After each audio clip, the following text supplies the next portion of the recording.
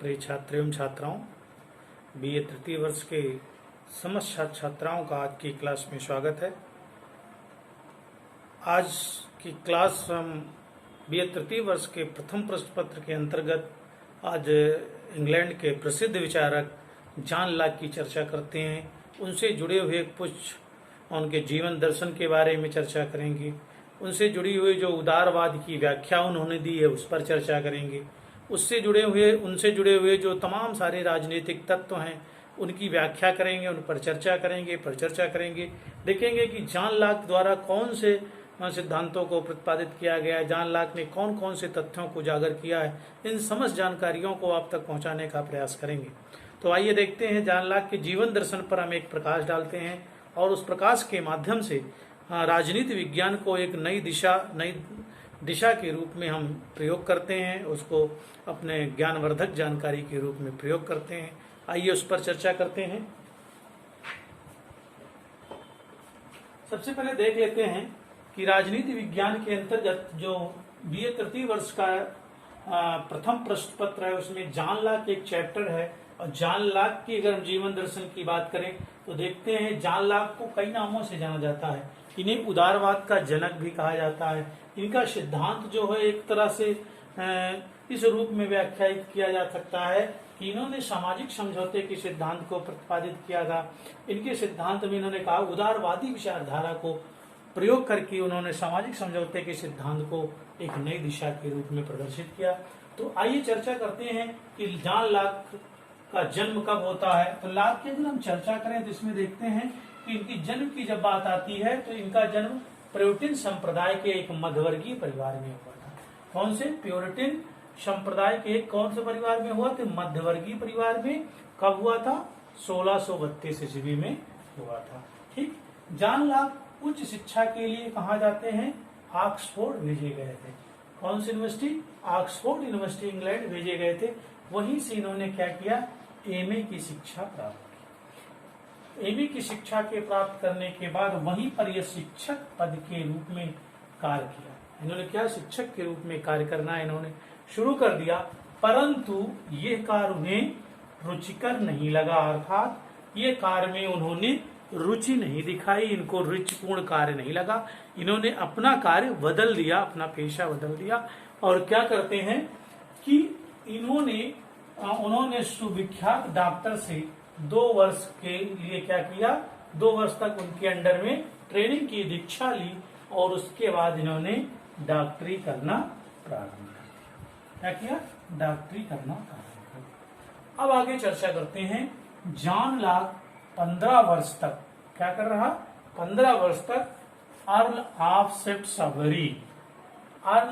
सेफ्ट सेवरी जो वहां के जो रईसों में गिने जाते हैं कि वो निजी चिकित्सक के रूप में कार्य किया और उनके विश्वास पात्र सचिव के रूप में उन्होंने कार्य किया। ठीक।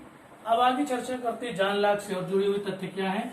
जॉन लॉक जब केवल 10 वर्ष के थे तभी इंग्लैंड में राजपक्ष और संसदीय पक्ष के मध्य युद्ध प्रारंभ था। गृह युद्ध की स्थिति बनी हुई थी। इन्हीं कहने का मतलब ये था कि जो रक्तहीन क्रांति की शुरुआत हुई थी जब जॉन लॉक 10 वर्ष का था, उसी समय इंग्लैंड में राजपक्ष और संसदीय पक्ष के मध्य गृह युद्ध की स्थिति बनी हुई थी। वो स्थिति बड़ी भयावह थी। ठीक।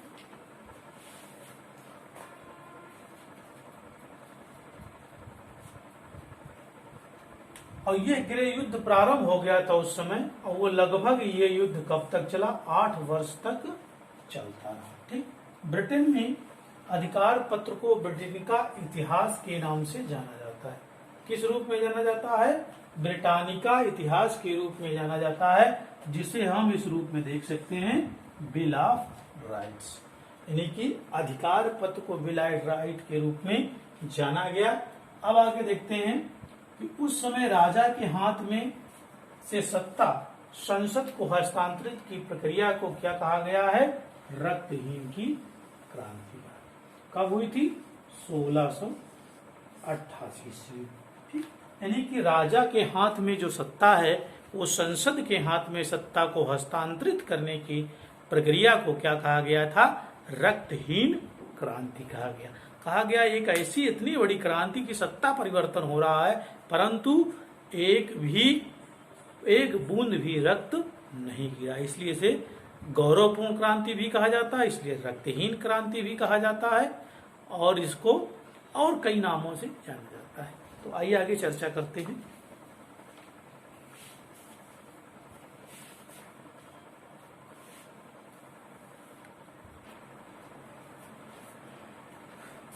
आइए अगले क्रम में चर्चा करते हैं और देखते हैं कि किस प्रकार से लाक के जो हैं प्रसिद्ध ग्रंथ चर्चित में रहे हैं, उनके द्वारा जो इंग्लैंड की राजसत्ता के प्रति जो समर्थन उनका रहा, उन पर क्या प्रभाव पड़ा है, उन तमाम सारी जानकारियों का हम अध्ययन इसके अंतर्गत कर सकते हैं और देख सकते हैं कि किस रूप में लाक अपने आप को एक विचारपूर्ण बातों के माध्यम से सिद्ध करते हैं और कैसे वो वहाँ की क्रांति का समर्थन करते हैं। तो आइए सबसे पहले चर्चा करते हैं कि लाक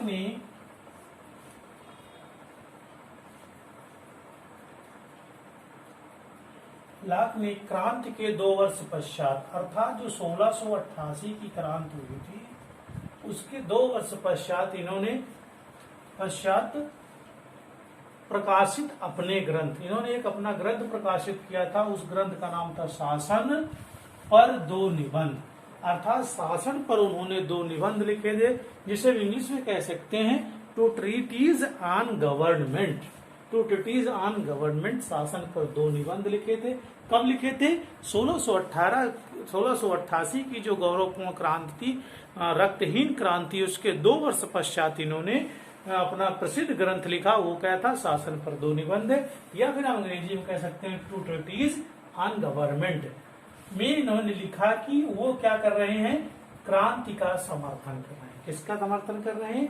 जो इंग्लैंड की जनता द्वारा क्रांति की गई, राजा से सत्ता को हस्तांतरित कर संसद तक पहुंचाने का कार्य किया गया, उसमें उन्होंने क्या किया है? उस क्रांति का समर्थन किया है।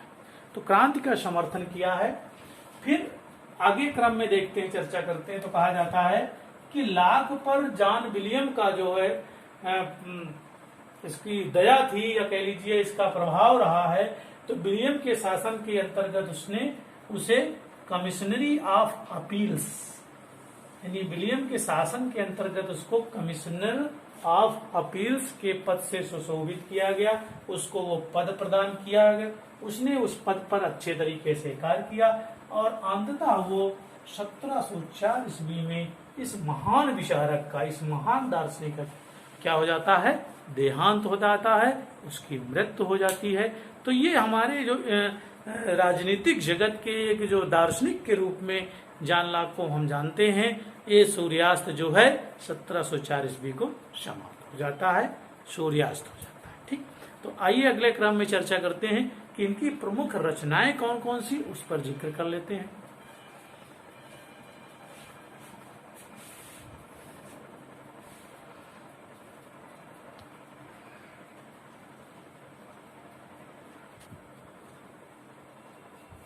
जॉन लॉक की जब प्रमुख रचनाओं की चर्चा करें तो जॉन लॉक की प्रमुख रचनाएं निम्नलिखित हैं, जो इस प्रकार से देखा जा सकता है। जिसमें से पहले जो रचनाएं हैं वो है लेटर ऑन टॉलरेशन। क्या है? लेटर्स ऑन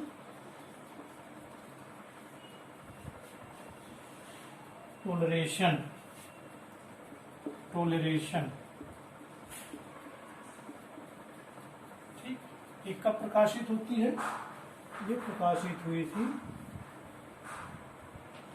1689 से, 1689 ईस्वी। ठीक, अगर दूसरी बुक की चर्चा करें हम,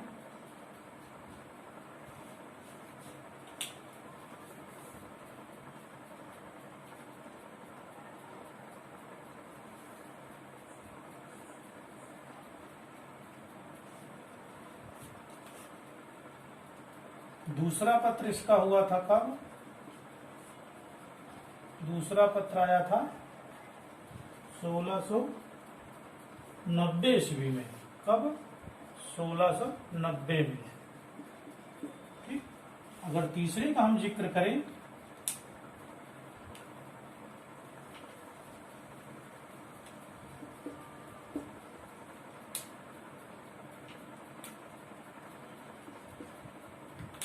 तीसरा आया था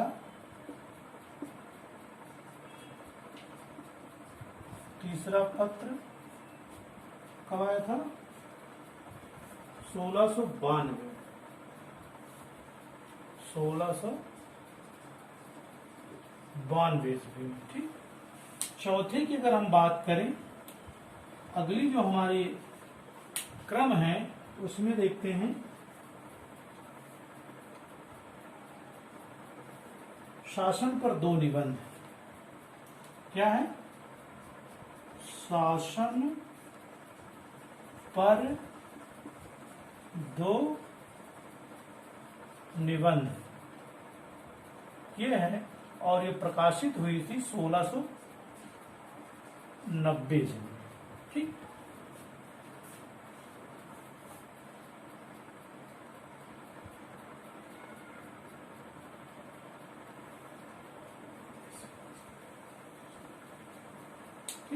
अगर हम पांचवी इसकी रचना की बात करें, पांचवी रचना की बात करें तो इसमें जिसमें लिखा है कि ऐसे कंसर्निंग ह्यूमन अंडरस्टैंडिंग, ऐसे कंसर्निंग ह्यूमन अंडरस्टैंडिंग। ठीक। ये कब प्रकाशित हुई थी? ये भी एक पुस्तक जो इनकी 1690 ईस्वी में। ठीक। तो ये लाक की कुछ प्रमुख पुस्तकें हैं जिनकी चर्चा हम कर सकते हैं, देख सकते हैं। तो जिसमें जॉन लाक की प्रसिद्ध पुस्तकों में से सबसे पहले लेटर ऑन टॉलरेशन जो 1689 में प्रकाशित हुई। इसी तरह दूसरा पत्र इन्होंने जो लिखा 1690 में प्रकाशित किया। तीसरा पत्र 1692 में हुआ, और शासन पर 2 निबंध 1690 ईस्वी में इनकी प्रकाशित हुई है, और ऐसे कंसर्निंग ह्यूमन अंडरस्टैंडिंग 1690 ईस्वी में इसको प्रकाशित की गई है। ठीक। तो ये हम कह सकते हैं, इसको इस रूप में देख सकते हैं कि लाक की प्रमुख रचनाएं इस रूप में है। इनकी चर्चा कर लेते हैं और ये देखते हैं कि लाक की प्रमुख रचनाओं को इस रूप में देखा जा सकता है, समझा जा सकता है। तो आज की क्लास में हमने देखा कि जॉन लाक का जीवन दर्शन क्या है, उनके जीवन दर्शन से जुड़ी हुई प्रमुख बातें क्या है, वो उनका जन्म कहाँ हुआ, किस उच्च शिक्षा उन्होंने कहाँ प्राप्त की, उन्होंने शिक्षक के पद पर कहाँ कार्य किया, और कितने वर्ष तक डॉक्टरी सीखी और उसके बाद डॉक्टरी किया, और उसके साथ साथ उनकी प्रमुख पुस्तकें क्या है, उन सब की चर्चा हम इस क्लास के माध्यम से कर चुके हैं। हमें उम्मीद है कि आपको ये जानकारी ज्ञानवर्धक जानकारी लगी हुई होगी, और हम अगली क्लास में फिर मिलेंगे आपको नए टॉपिक के साथ। तब तक के लिए धन्यवाद।